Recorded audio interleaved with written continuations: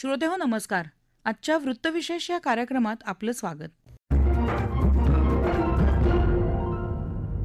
श्रोतेहो, हवामान बदलाचा फटका कृषी क्षेत्राला, आपल्या अन्नदात्या शेतकऱ्यालाही बसू लागलाय. त्या अनुषंगानंच हवामान बदलानं शेतकऱ्यांसमोर निर्माण झालेली आव्हानं आणि त्यावरच्या उपाययोजनांशी संबंधित विविध पैलूंवर चर्चा आपण आजच्या वृत्तविशेषमध्ये करणार आहोत. श्रोतेहो, ऋतुमानाच्या परिभाषेत बोलायचं तर सध्या आपण उष्म्याचा अर्थात उन्हाळ्याचा ऋतू अनुभवतोय.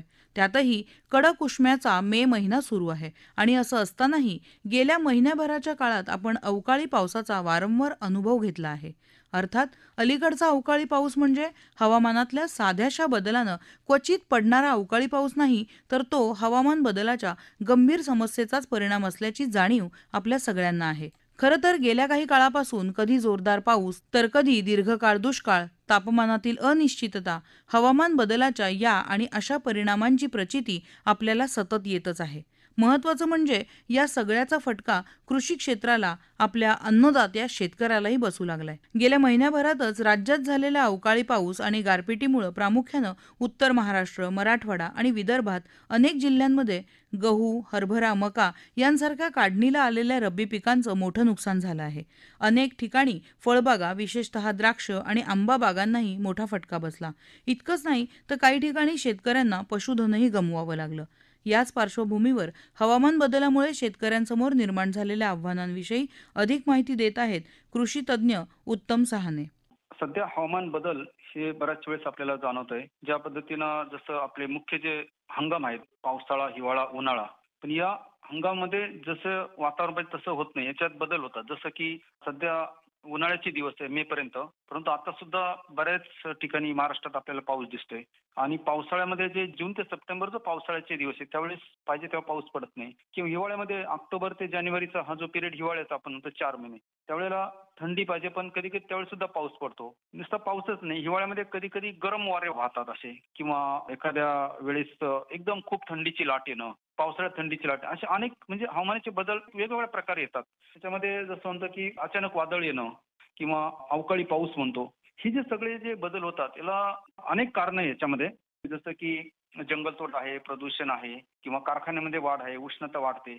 आणि मागच्या काही वर्षाचा जर आपण डेटा बघितला तर टेम्परेचर असं वाढत वाढत चाललेलं आहे. या सगळ्या गोष्टींचा आपण विचार जर केला तर त्याच्यामध्ये शेतकऱ्याचं नुकसान होतंय, शेतीमधलं नुकसान होतंय, हे आपण याच्यामध्ये बघितलं पाहिजे. जसं की पावसाळ्याच्या आधीचे दिवस म्हणजे उन्हाळ्याचे दिवस, म्हणजे साधारण मार्च, एप्रिल, मे हे उन्हाळ्याचे दिवस झाले. त्यावेळेला काय असतं की बऱ्याच वेळेस जे काही हिवाळी पिकं असतात किंवा उन्हाळी जी पिकं असतात, म्हणजे कांदा आहे, काही ठिकाणी गहू आहे, पश्चिम महाराष्ट्रात सोयाबीन आहे, किंवा आंबा, द्राक्ष, कोकणामध्ये आंबा आहे.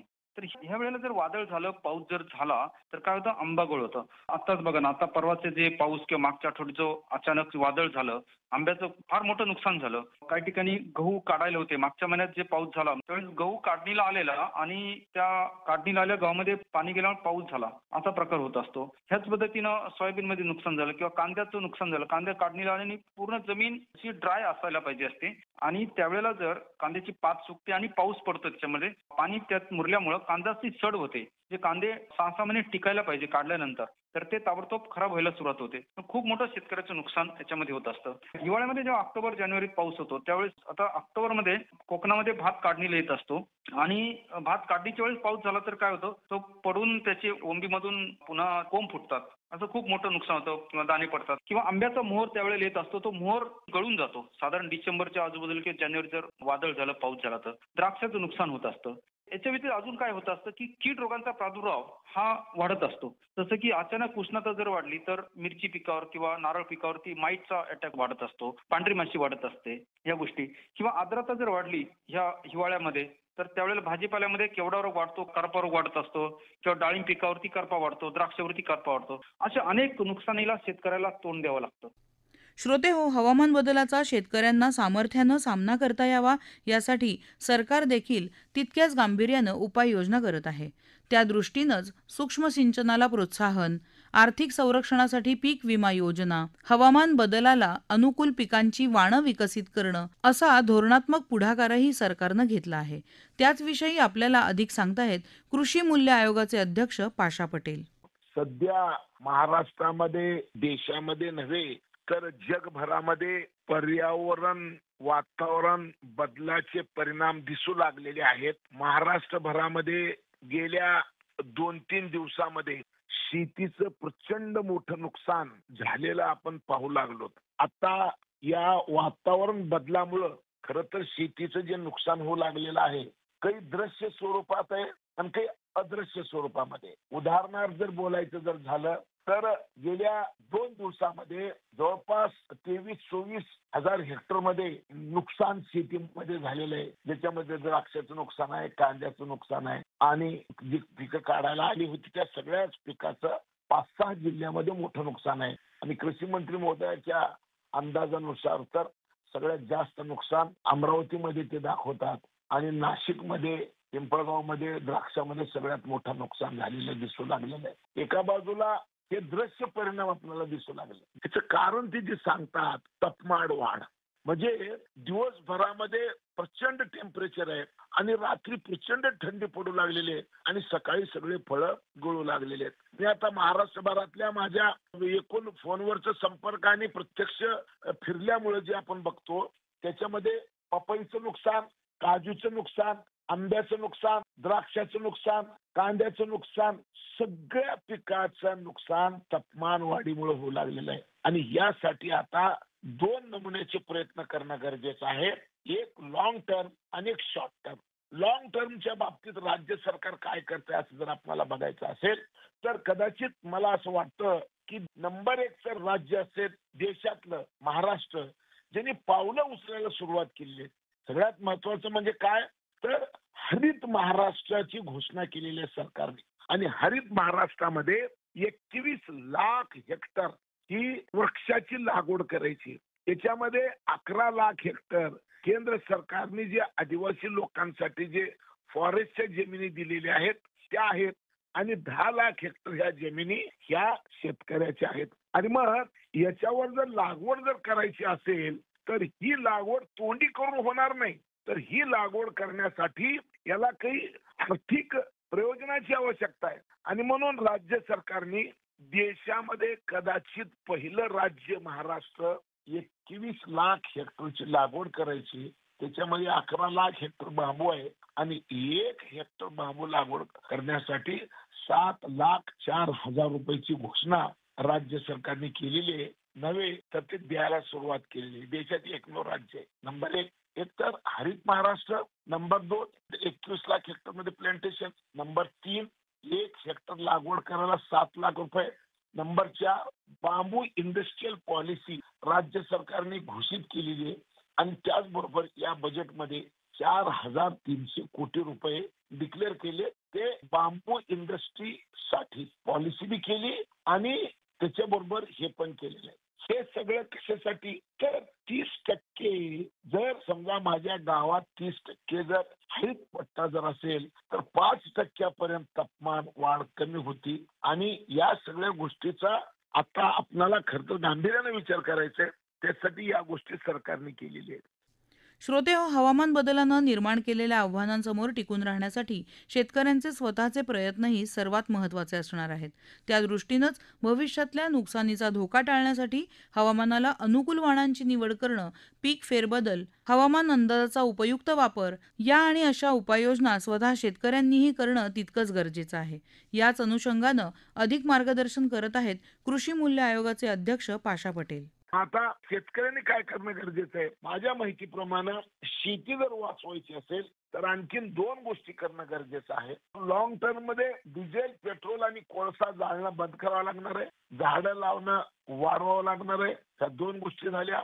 आणि तिसरी गोष्ट आता सगळ्या पिकांमध्ये जेनेटिक मॉडिफाईड सीड आणावं लागणार आहे. त्याचं कारण आहे की जर समजा आता जसं मी तुम्हाला सांगितलं एका गोष्टीचं की चिकूचं की थंडी आणि तापमान एका 24 तासात सारख्या प्रमाणामध्ये कमी जास्त होऊ लागलेलं आहे. तर ह्याच्यासाठी काय करावं लागणार आहे तर आता जैव तंत्रज्ञानाचा वापर करून या परिस्थितीमध्ये सुद्धा टिकेल असे फळबाग तुम्हाला शोधावी लागणार आहे. त्याच्यानंतर पिकामध्ये जर आपण जायचं असेल तर पिकामध्ये की पाऊस कमी झाला काय आणि पाऊस जास्त झाला काय अशा परिस्थितीत सुद्धा टिकणारं आपल्याला आता पीक शोधावं लागणार आहे. त्याचबरोबर आपल्याला आणखीन काही गोष्टी कराव्या लागणार आहेत. ते म्हणजे आता 120 आणि 130 दिवसामध्ये येणारं पीक आता चालणार नाही, तर कमी दिवसामध्ये आणि कमी पाण्यावर येणारं पीक सुद्धा आपल्याला शोधावं लागणार आहे. आणि माझ्या माहितीप्रमाणे आपले आदरणीय पंतप्रधान नरेंद्र मोदी साहेबांनी जे श्री अन्नाची जी घोषणा केलेली आहे, श्री अन्नामध्ये मायक्रो मिलेट, राळा, भुरका, सावा 60 दिवसामध्ये येणारे पीक आहेत, हे सावलीत येणारे पीक आहेत, हे असे कमी दिवसात येणारे पीक सुद्धा आपल्याला शोधावे लागतील. नंबर 1. आणि या सगळ्या गोष्टीमध्ये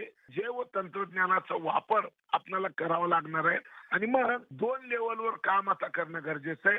एक तर सगळ्यांनीच आपण कोळसा, डिझेल, पेट्रोल कसं जळणं कमी होईल हे आपल्याला बघावं लागणार आहे. आणि याला उपाय काय आहे? याला उपाय आहे की आता इथेनॉल तयार करून जाळणं आणि वीज निर्मितीसाठी जे दगडी कोळसा लागतं त्याच्याऐवजी बायोमास. आणि बायोमास मध्ये काय तर बांबू आहे, का तर कोळशाचा उष्मांक आणि बांबूचा उष्मांक सारखा आहे, म्हणून आपण आता कोळशाऐवजी बांबूचा वापर करू शकतो. सगळ्यात महत्वाचं जे इथेनॉल आहे, म्हणजे आता आपल्याला डिझेल पेट्रोलच्या ऐवजी इथेनॉल वापरावं लागणार आहे.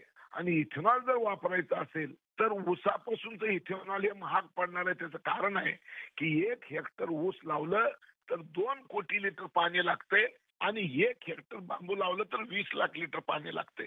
1 टन ऊस गाळलं तर 80% इथेनॉल निघतंय आणि 1 टन बांबू गाळलं तर 200 लिटर इथेनॉल निघतंय. म्हणजे बांबूपासून पाणी 10 पट कमी आणि उत्पादन 5 पट जास्त, अशा पद्धतीची सिच्युएशन आहे. आणि म्हणून आता भारत सरकार, नेदरलँड, फिनलँड या 3 देशांनी 4,500 कोटी रुपये खर्चून नुमालीगड आसाम मध्ये जगातली पहिली रिफायनरी बांबूपासून सुरू करू लागलेली आहेत. हे आता हे सगळं जग आणि शेती वाचण्याच्या दृष्टीनं हे एक नवीन पाऊल पडू लागलेलं आहे. नंबर 1. नंबर 2, लोखंड तयार करण्यामध्ये सगळ्यात जास्त कार्बन तयार होते आणि ते दगडी कोळसा जाळायला मोठे.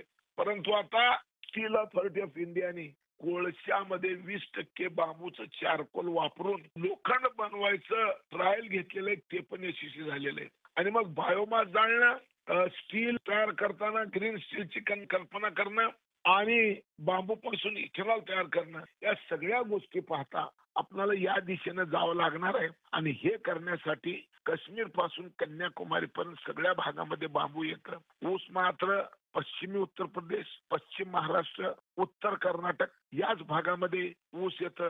ही अशी सगळी परिस्थिती आहे. आणि म्हणून आता हा जो भयानक काळ आहे, मानवजात पृथ्वीवरची जर वाचवायची असेल तर IPCCच्या रिपोर्टमध्ये सांगितलं जातं की 100 दिवस येणारा पाऊस आता 52 तासात येऊन जाणार आहे 2030 नंतर. हे सगळे वातावरण बदलाचे सगळे धोके आता आपल्याला प्रकर्षाने जाणवू लागलेले आहेत आणि मानव जातीला आपल्याला सावध व्हावं लागणार आहे. 450 ppm कार्बन पृथ्वीवर झालं तर आपलं जीवन कठीण होणार आहे. आता 428 झालेलं आहे आणि 2050च्या आधीच 450 होईल अशी सिच्युएशन होऊ लागलेली आहे. त्याचा आपण सगळ्यांनी गंभीर विचार करावा लागणार आहे. महाराष्ट्रातल्या सगळ्या शेतकऱ्यांनी आता हरित पट्टे मोठ्या प्रमाणामध्ये वाढवावं लागणार आहे आणि आपल्या शेतातला काही हिस्सा हरितसाठी राखून ठेवावा लागणार आहे. वनशेती ही मोठ्या प्रमाणामध्ये करावी लागणार आहे. असं जर आपण काही केलं तर आपण वाचू शकतो. श्रोते हो, हवामान बदलाच्या समस्येचा सामना करण्यासाठी एकत्रित आणि जागरूक प्रयत्नांची गरज आहे.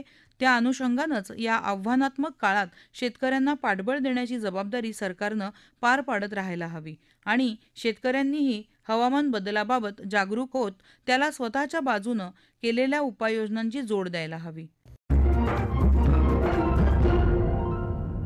श्रोते हो, आपला वृत्तविशेष हा कार्यक्रम आपण न्यूज ऑन AIR या ॲपवरही लाईव्ह ऐकू शकता आणि यासोबत आमच्या मुंबई एअर न्यूज या यूट्यूब वाहिनीवर आणि आकाशवाणी मराठी बातम्या या पॉडकास्ट चॅनलवर देखील या कार्यक्रमाचं ध्वनिमुद्रण आपल्याला कधीही ऐकता येईल. याबरोबरच आजचा वृत्तविशेष हा कार्यक्रम संपला. हा कार्यक्रम आकाशवाणी मुंबईच्या प्रादेशिक वृत्त विभागानं सादर केला. सादरकर्त्या भावना गोखले, निर्मिती गुरुनाथ तेरवणकर, निर्मिती सहाय्य सुनीता पंडा, लेखन सोनाली मंचेकर आणि निवेदन नम्रता कडू.